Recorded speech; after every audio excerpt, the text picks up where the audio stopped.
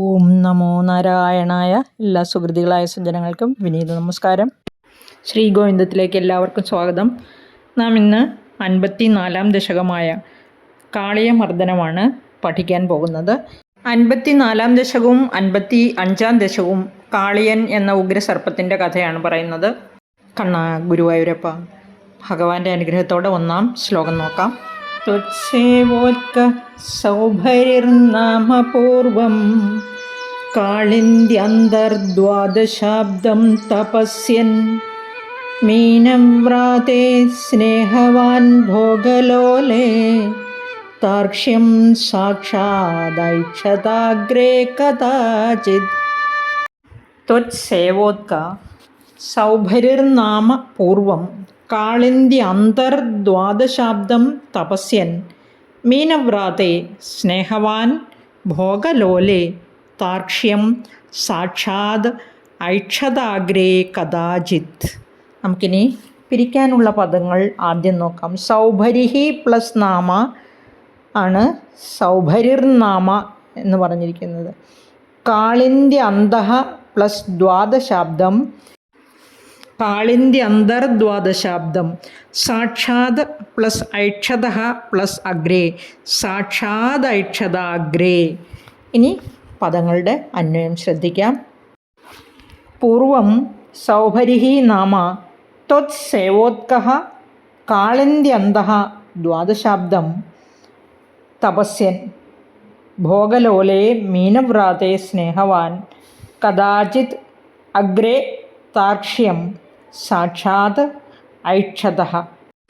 പൂർവം മുൻപ്, പണ്ടെന്ന് ഒരിക്കൽ, സൗഭരിഹി നാമ സൗഭരി എന്നു പേരുള്ള ത്വത് സേവോത്കഃ അങ്ങയെ സേവിക്കുന്നതിൽ വളരെ താല്പര്യമുള്ളവനായ, അതായത് സേവിക്കുന്നതിൽ ഇഷ്ടമുള്ള കാളിന്ദ്യന്തഃ ദ്വാദശാബ്ദം. ഇവിടെ കാളിന്തിയുടെ ഉള്ളിൽ എന്ന് പറഞ്ഞിരിക്കുന്ന കാളിന്തി യമുന നദിയാണെന്ന് അറിയാമല്ലോ. ആ നദിയുടെ അന്തർഭാഗത്ത്, അതായത് നദീ ജലത്തിനടിയിൽ അബ്ദം വർഷമാണ്. ദ്വാദശാബ്ദം എന്ന് പറഞ്ഞാൽ 12 വർഷങ്ങൾ തപസ്യൻ തപസ്സു ചെയ്തു. ഭോഗലോലേ ലൗകിക സുഖഭോഗങ്ങൾ. മീനവ്രാതെ മീനം മത്സ്യമാണ്. മീനവ്രാതെ എന്ന് പറഞ്ഞാൽ മത്സ്യക്കൂട്ടങ്ങളിൽ. സ്നേഹവാൻ ആ സ്നേഹമുള്ളവനായി തീർന്നു. കഥാചിത് ഒരിക്കൽ. അഗ്രേ തൻ്റെ മുമ്പിൽ. താർക്ഷ്യം ഗരുഡനെ. സാക്ഷാത് ഐക്ഷതഃ പ്രത്യക്ഷമായി ഐക്ഷതഃ കണ്ടു. ഞാനും പ്രത്യക്ഷത്തിലുള്ള ഈ വരികളുടെ അർത്ഥം മാത്രമാണ് പറയുന്നത്. ഇനി അന്തർലീനമായിരിക്കുന്ന, മേൽപ്പുത്തൂർ ഉദ്ദേശിക്കുന്ന മറ്റ് ആധ്യാത്മിക തലത്തിലേക്കുള്ള അർത്ഥമൊന്നും ഞാൻ പറയുന്നില്ല. നമ്മൾ ഭഗവാനിൽ മനസ്സർപ്പിച്ച് ഇത് വായിക്കാൻ പഠിക്കുക എന്നുള്ള ഒരു ദൗത്യം മാത്രമേ ഞാൻ ഏറ്റെടുത്തിട്ടുള്ളൂ. പൂർവം മുൻപ് സൗഭരി എന്ന പേരുള്ള ഒരു മഹർഷി 12 വർഷങ്ങൾ യമുനാ നദിയിൽ ആ ജലത്തിനടിയിൽ തപസ്സു ചെയ്തുകൊണ്ടിരുന്നപ്പോൾ ലൗകിക സുഖങ്ങളിൽ മുഴുകിയ മത്സ്യക്കൂട്ടങ്ങളുമായി കളിചിരിയായി അവരുടേതായ ലോകത്ത് വിഹരിക്കുന്ന ആ മത്സ്യക്കൂട്ടങ്ങളുമായി വളരെയധികം സ്നേഹത്തിലാവുകയും, അതായത് സഹജീവികളോടുള്ള സ്നേഹം. മഹർഷി ജലത്തിനടിയിലാണല്ലോ ഇപ്പോൾ വസിക്കുന്നത്. അങ്ങനെ തപസ് ചെയ്തുകൊണ്ടിരിക്കുന്ന മഹർഷി തൻ്റെ ചുറ്റുമുള്ള ആ ജലജീവികളുമായി സൗഹൃദത്തിലാവുകയും ആ സമയത്ത് അദ്ദേഹത്തിൻ്റെ മുമ്പിലേക്ക് സർപ്പങ്ങളുടെ ശത്രുവായ ഗരുഡൻ ഒരു ദിവസം പ്രത്യക്ഷപ്പെടുകയും ചെയ്തു. സാക്ഷാത് ഐക്ഷത പ്രത്യക്ഷമായി കണ്ടു ഗരുഡനെ എന്നാണ്. ഗരുഡൻ മഹർഷിയുടെ മുമ്പിൽ പ്രത്യക്ഷപ്പെട്ടു എന്നർത്ഥം. നമുക്കിനി 2-ാമത്തെ ശ്ലോകം നോക്കാം. ശ്രദ്ധിക്കൂ. ത്വദ്വാഹം തം സക്ഷുദം തൃക്ഷസൂനും മീനം കഞ്ചിജ്ജക്ഷതം ലക്ഷയൻ സ തപ്തശ്ചിത്തേ ശബ്ദവാനത്ര ചേത് ത്വം ജന്തൂൻ ഭോക്ത ജീവിതം ചാപി മോക്ത.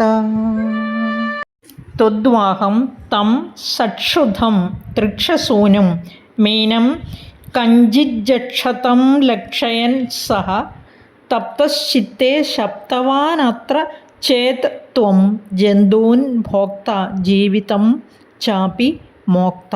നമുക്കിനി ആദ്യം പിരിക്കാനുള്ള പദങ്ങൾ നോക്കാം. ഈ 2-ാമത്തെ ശ്ലോകത്തിൽ കഞ്ചിത് പ്ലസ് ജക്ഷതമാണ് കഞ്ചിജ്ജക്ഷതം. തപ്തഃ പ്ലസ് ചിത്തേ തപ്തശ്ചിത്തേ. ശബ്ദവാൻ പ്ലസ് അത്ര, ശബ്ദവാൻ അത്ര. ചേതഃ പ്ലസ് ത്വം, ചേത്വം. ചഹ പ്ലസ് അപിയാണ് ചാപി. ഇത്രയുമേ ഉള്ളൂ പിരിക്കാനുള്ള പദങ്ങൾ. ഇനി നമുക്ക് പദങ്ങളുടെ അന്വയത്തിലേക്ക് കിടക്കാം. ത്വദ്വാഹം തം തൃക്ഷസൂനും സക്ഷുധം കഞ്ചിത് മീനം ജക്ഷതം ലക്ഷയൻ സഹ ചിത്തേ തപ്തഃ. ത്വം അത്ര ജന്തൂൻ ഭോക്ത ചേത് ജീവിതം ച അപി മോക്ത ഇതി ശബ്ദവാൻ. ത്വദ്വാഹം അങ്ങയുടെ വാഹനമായ, തം തൃക്ഷസൂനും ആ തൃക്ഷപുത്രനായ ഗരുഡനെ, സക്ഷുധം വിശപ്പുള്ളവനും, കഞ്ചിത് മീനം ജക്ഷതം ഒരു മത്സ്യത്തെ ഭക്ഷിക്കുന്നവനുമായി, ലക്ഷയൻ കണ്ടു, സഹ ചിത്തേ തപ്തഃ അവൻ, ഇവിടെ അവനെന്ന് ഉദ്ദേശിച്ചിരിക്കുന്നത് സൗഭരി മഹർഷിയാണ്. ചിത്തേ തപ്തഃ മനസ്സിൽ തപിച്ചു, അതായത് ദുഃഖിച്ചു. ആ മത്സ്യത്തെ, തൻ്റെ പ്രിയ മിത്രങ്ങളാണല്ലോ ഇപ്പോൾ മത്സ്യങ്ങൾ, ആ മത്സ്യത്തെ ഭക്ഷിക്കുന്നത് കണ്ട സൗഭരി മഹർഷിക്ക് മനസ്സിൽ ദുഃഖമുണ്ടായി എന്നർത്ഥം. അതായത് മത്സ്യത്തെ ഭക്ഷിക്കുന്നത് കണ്ടപ്പോൾ അദ്ദേഹം ദുഃഖിച്ചു. ത്വം അങ്ങ്, അത്ര ജന്തുൻ ഇവിടെ ജീവികളെ, ഭോക്ത ഭക്ഷിക്കുന്നവനായിട്ട്, ചേത് ജീവിതം ചാപി കാണപ്പെടുകയാണെങ്കിൽ ജീവിതവും, മോക്ത ഉപേക്ഷിക്കേണ്ടി വരും, ഇതി ശബ്ദവാൻ ഇപ്രകാരം ശപിച്ചു. സൗഭരി മഹർഷി ഗരുഡനെ ശപിച്ചു എന്നാണ് പറയുന്നത്. ഗരുഡൻ വിശപ്പടക്കാനാണ് ഒരു മത്സ്യത്തെ ഭക്ഷിച്ചത്. ആ വിശക്കുമ്പോൾ ആ ഭക്ഷണത്തിന് വേണ്ടി മറ്റ് ജന്തുക്കളെ ഭക്ഷിക്കാമെന്നാണ്, അതിൽ പാപമൊന്നുമില്ല എന്നാണ് പറഞ്ഞിരിക്കുന്നതെങ്കിലും ഇവിടെ മഹർഷിക്ക് അത്രമാത്രം പ്രിയപ്പെട്ടവരായിരുന്നു ആ മത്സ്യക്കൂട്ടങ്ങൾ. അതുകൊണ്ട് തന്നെ ഭഗവത് ഭക്തനായ ആ സൗഭരി മഹർഷി ഭഗവാന്റെ വാഹനമായിരുന്നിട്ട് കൂടി ഗരുഡനെ ശപിച്ചു എന്നാണ് ഈ ശ്ലോകത്തിൽ പറഞ്ഞിരിക്കുന്നത്. ഭഗവാന്റെ അംശം തന്നെയാണ് ഗരുഡനും, അല്ലേ? ഭഗവാന്റെ പ്രസൻസ് എപ്പോഴും ആ ഗരുഡൻ്റെ മുകളിൽ കാണുമെന്ന് നാം വിശ്വസിക്കാറുണ്ട്. നമ്മൾ ഗരുഡനെ വണങ്ങാറുമുണ്ട്, അല്ലേ? കുങ്കുമാങ്കിതവർണാംഗ കുന്ദേന്ദു ധവളാനന വിഷ്ണുവാഹനരൂപായ പക്ഷിരാജായ തേ നമഃ. ഗരുഡനെ വണങ്ങാനുള്ള സ്തോത്രമാണ് ഞാനിപ്പോൾ ജപിച്ചത്. അങ്ങനെയുള്ള ആ ഗരുഡനെയാണിവിടെ സൗഭരി മഹർഷി തൻ്റെ തപശക്തി ഉപയോഗിച്ച് ശപിച്ചിരിക്കുന്നത്. ഇനി എപ്പോഴെങ്കിലും മത്സ്യങ്ങളെ ഭക്ഷിക്കുന്നതായിട്ട് കാണപ്പെടുകയാണെങ്കിൽ നിനക്ക് നിൻ്റെ ജീവിതവും ഉപേക്ഷിക്കേണ്ടി വരും, അതായത് നീയും മരിക്കുമെന്ന്. അതായത് ഗരുഡന് ശാപം കൊടുത്തിരിക്കുന്നു. ഇവിടെ ഭഗവാന്റെ വാഹനമാണ്, ആ ഭഗവാന്റെ പരമഭക്തനാണ് സൗഭരി മഹർഷി. നമുക്ക് ഇനി അടുത്ത ശ്ലോകം, അതായത് മൂന്നാമത്തെ ശ്ലോകത്തിൻ്റെ സാരമെന്തെന്ന് മനസ്സിലാക്കാം. ശ്രദ്ധിക്കൂ. തസ്മിൻ കാലേ കാളിയക്ഷ്വേളദർപ്പാത് സർപ്പാരാതേ കൽപ്പിതം ഭാഗമശ്നൻ തേന ക്രോധാത് ത്വത്പദാംഭോജഭാജാ പക്ഷക്ഷിപ്തസ്തബ്ദുരാപം പയോഗാത്. തസ്മിൻ കാലേ കാളിയഃ ക്ഷ്വേളദർപ്പാത് സർപ്പാരാതേഃ കൽപ്പിതം ഭാഗമശ്നൻ തേന ക്രോധാത് ത്വത്പദാംഭോജഭാജാ പക്ഷക്ഷിപ്തഃ തദ്ദുരാപം പയോഗാത്. ആദ്യം പിരിക്കാനുള്ള പദങ്ങൾ ശ്രദ്ധിക്കാം. ക്ഷ്വേളദർപ്പാത് പ്ലസ് സർപ്പാരാതേഃ. ക്ഷ്വേളദർപ്പാത് സർപ്പാരാതേഃ. ഭാഗം പ്ലസ് അശ്നൻ ഭാഗമശ്നൻ. പക്ഷക്ഷിപ്തഃ പ്ലസ് തദ്ദുരാപം പക്ഷക്ഷിപ്തത്തദ്ദുരാപം. പയഃ പ്ലസ് അഗാത് പയോഗാത്. വിസർഗം ലോപിച്ച് പയോഗാത് എന്നായിട്ട് മാറിയിരിക്കുന്നു. നമുക്കിനി പദങ്ങളുടെ അന്വയം ശ്രദ്ധിക്കാം. തസ്മിൻ കാലേ കാളിയഃ ക്ഷ്വേളദർപ്പാത് സർപ്പാരാതേഃ കൽപ്പിതം ഭാഗം അശ്നൻ ത്വത്പദാംഭോജഭാജാ തേന ക്രോധാത് പക്ഷക്ഷിപ്തഃ തദ്ദുരാപം പയഃ അഗാത്. തസ്മിൻ കാലേ അക്കാലത്ത്, കാളിയഃ കാളിയൻ, ക്ഷ്വേളദർപ്പാത് ക്ഷ്വേളം വിഷമാണ്, ദർപ്പം അഹങ്കാരം. ക്ഷ്വേളദർപ്പാത് വിഷം നിമിത്തം, തൻ്റെ ഉള്ളിൽ വർദ്ധിച്ചു വന്ന ആ വിഷം നിമിത്തമുണ്ടായ അഹങ്കാരം, തൻ്റെ വിഷം കൊണ്ട് എല്ലാവരെയും സംഹരിക്കാമെന്നുള്ള ഒരു തോന്നൽ കാളിയനെ അഹങ്കാരിയാക്കി തീർത്തു. അതാണ് പറഞ്ഞിരിക്കുന്നത്. സർപ്പാരാധേ, സർപ്പങ്ങളുടെ ആരാധി. സർപ്പാരാധേ എന്ന് പറഞ്ഞാൽ സർപ്പങ്ങളുടെ ശത്രുവായ, കൽപ്പിക്കപ്പെട്ട സർപ്പങ്ങളുടെ ശത്രുവാണ് എന്ന് ഗരുഡനെ കൽപ്പിച്ചിരിക്കുകയാണ്. ഭാഗം അശ്നൻ, ആഹാരം ഭക്ഷിക്കുന്നവനായിട്ട്. അതായത് ഒരിക്കൽ സർപ്പങ്ങൾ തങ്ങളുടെ വംശനാശം സംഭവിക്കാതിരിക്കാനായിട്ട്, വംശനാശത്തിൽ നിന്നും രക്ഷപ്പെടാനായി ഗരുഡന് ബലി നൽകേണ്ടി വന്നിരുന്നു. ഒരിക്കൽ ഇങ്ങനെ ബലി സമർപ്പിച്ചപ്പോൾ അഹങ്കാരിയായ കാളിയൻ അത് ഭക്ഷിച്ചു. അതാണ് ഭാഗം അശ്നൻ. ആ ആഹാരത്തെ ഭക്ഷിക്കുന്നവനായിട്ട് ത്വത് പദാംഭോജ ഭാജ, അങ്ങയുടെ പാദപത്മത്തെ ഭാജ ഭജിക്കുന്നവനായിട്ട്, തേന ക്രോധാത്, അവൻ്റെ ആ ക്രോധത്താൽ, പക്ഷക്ഷിപ്ത, ചിറകുകൊണ്ട്, ക്ഷിപ്ത എറിയപ്പെട്ടവനായി, തദ്ദുരാപം, അവന് പ്രാപിക്കാൻ സാധിക്കാത്ത, പയഹ അഗാധ, ജലത്തെ പ്രാപിച്ചു എന്ന് പറഞ്ഞിരിക്കുന്നു. അതായത് മറ്റൊരിടത്തും അവന് രക്ഷയില്ലാതെ വന്നതുകൊണ്ട് അവൻ കാളിന്തിയിൽ അഭയം പ്രാപിച്ചു. കാരണം കാളിന്തിയിൽ ഗരുഡൻ എത്തുകയില്ലല്ലോ. ആ ഗരുഡനിൽ നിന്ന് രക്ഷപ്പെടാനായിട്ടാണ് കാളിന്തി നദിയിൽ, അതായത് യമുനാ നദിയിൽ അഭയം പ്രാപിച്ചത്. ആ യമുനാ നദിയിലാണ് ഗരുഡൻ വന്ന് മത്സ്യങ്ങളെ തിന്നാൻ ശ്രമിക്കുകയും സൗഭരി മഹർഷിയുടെ ശാപം നിമിത്തം ഗരുഡൻ അങ്ങോട്ട് പ്രവേശനമില്ലാതെ വരികയും ചെയ്തു എന്ന് 1-ാമത്തെ ശ്ലോകത്തിൽ നാം പഠിച്ചുവല്ലോ. അതുകൊണ്ട് തന്നെ തൻ്റെ ഉഗ്രവിഷം വമിപ്പിച്ച് മറ്റ് ജീവികൾക്ക് ഹാനിയുണ്ടാക്കി വർദ്ധിച്ച അഹങ്കാരത്തോടെ കാളിയൻ അങ്ങനെ ആ കാളിന്തി നദിയിൽ വിഹരിച്ചു കൊണ്ടിരിക്കുകയായിരുന്നു. ഗരുഡൻ്റെ അടിയേറ്റ് കാളിന്തി നദിയിൽ അഭയം പ്രാപിച്ച കാളിയനാകട്ടെ അങ്ങോട്ടേക്ക് തന്നെ എതിർക്കാൻ ആരും വരികയില്ല എന്നുള്ള സന്തോഷത്തോടെ, വർദ്ധിച്ച അഹങ്കാരത്തോടെ വിഹരിച്ചു കൊണ്ടിരുന്നു. എല്ലാവർക്കും മനസ്സിലായി കാണുമെന്ന് കരുതുന്നു. കമൻറ്റ് ബോക്സിൽ അഭിപ്രായങ്ങൾ രേഖപ്പെടുത്താൻ മറക്കരുത്. നമുക്കിനി അടുത്ത ശ്ലോകം നോക്കാം. 4-ാമത്തെ ശ്ലോകം. ഘോരേ തസ്മിൻ സൂരജാ നീരവാസേ തീരേ വൃക്ഷാ വിക്ഷതാക്ഷ്വേളവേഗാത് പക്ഷിവ്രാത പേതുരഭ്രേ പതന്തഃ കാരുണ്യാർദ്രം ത്വന്മനസ്തേന ജാതം. ഘോരേ തസ്മിൻ സൂരജാ നീരവാസേ തീരേ വൃക്ഷാ വിക്ഷതാഃ ക്ഷ്വേളവേഗാത് പക്ഷിവ്രാതാഃ പേതുരഭ്രേ പതന്തഃ കാരുണ്യാർദ്രം ത്വന്മനസ്തേന ജാതം. പിരിക്കാനുള്ള പദങ്ങൾ ശ്രദ്ധിക്കാം. പേതുഹു പ്ലസ് അഭ്രേ, പേതുരഭ്രേ, ത്വന്മനഃ പ്ലസ് തേന, ത്വന്മനസ്തേന. ഈ 2 പദങ്ങളേ ഉള്ളൂ. ബാക്കിയെല്ലാം സമസ്ത പദങ്ങളാണ്. നമുക്കിനി പദങ്ങളുടെ അന്വയം എങ്ങനെയാണെന്ന് നോക്കാം. ഘോരേ തസ്മിൻ സൂരജാനീരവാസേ തീരേ വൃക്ഷാഃ ക്ഷ്വേളവേഗാത് വിക്ഷതാഃ അഭ്രേ പതന്തഃ പക്ഷിവ്രാതാഃ പേതുഃ തേന ത്വന്മനഃ കാരുണ്യാർദ്രം ജാതം. ഘോരേ തസ്മിൻ സൂരജാ നീരവാസേ എന്ന് പറഞ്ഞിരിക്കുന്ന നീരം ജലമാണ്. നീര്, ജലം, സൂരജ എന്ന് പറഞ്ഞാൽ ഇവിടെ സൂര്യപുത്രിയാണ് കാളിന്തി. അതുകൊണ്ടാണ് സൂരജാ നീരവാസേ. ആ കാളിന്തിയിൽ വസിക്കുമ്പോൾ, ഘോരേ തസ്മിൻ, ഘോരമായ വമിപ്പിച്ചുകൊണ്ട് ആ കാളിന്തി നദിയിൽ കാളിയൻ വസിക്കുമ്പോൾ, തീരേ വൃക്ഷേ, തീരത്തുള്ള വൃക്ഷങ്ങൾ, ക്ഷ്വേള വേഗാത്, ആ ക്ഷ്വേളം വിഷമാണെന്ന് പറഞ്ഞുവല്ലോ. ക്ഷ്വേളവേഗാത് വിഷശക്തിയാൽ, വിക്ഷതാഹ ക്ഷയിച്ചു അല്ലെങ്കിൽ നശിച്ചു എന്നാണ് ഇവിടെ. തീരത്തുള്ള വൃക്ഷങ്ങളെല്ലാം നശിച്ചു എന്ന്.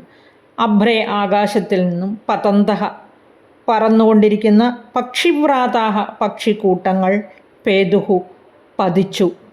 ഈ വിഷശക്തി കൊണ്ട് ആകാശത്ത് പറന്നുകൊണ്ടിരുന്ന പക്ഷിക്കൂട്ടങ്ങളും താഴേക്ക് പതിച്ചു.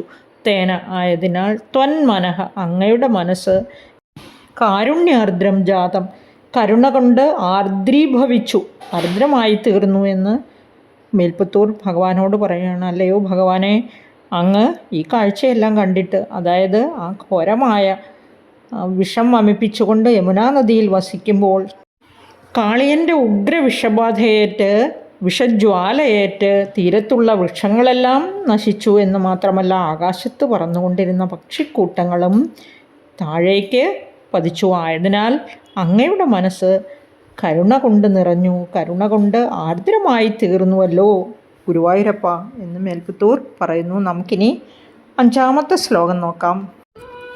കാലേ തസ്മിൻ ഏകദാ സീരപാണിം മുക്ത്വാ യാതേ യാമുനം കാനനാന്തം ത്വയ്യുദ്ധാമഗ്രീഷ്മ ഭീഷ്മോഷ്മതപ്ത ഗോപാല വ്യാപിബൻ ശ്വേളതോയം.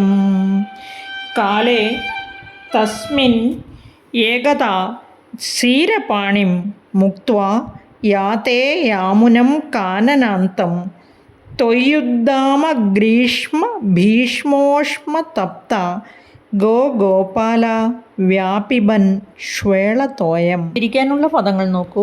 തസ്മിൻ പ്ലസ് ഏകദ, തസ്മിൻ ഏകദ, ത്വയി പ്ലസ് ഉദ്ദാമഗ്രീഷ്മ ഭീഷ്മോഷ്മതപ്താഃ, ത്വയ്യുദ്ദാമഗ്രീഷ്മ ഭീഷ്മോഷ്മതപ്താഃ.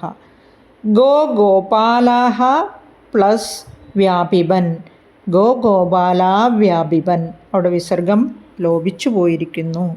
നമുക്കിനി പദങ്ങളുടെ അന്വയം ശ്രദ്ധിക്കാം.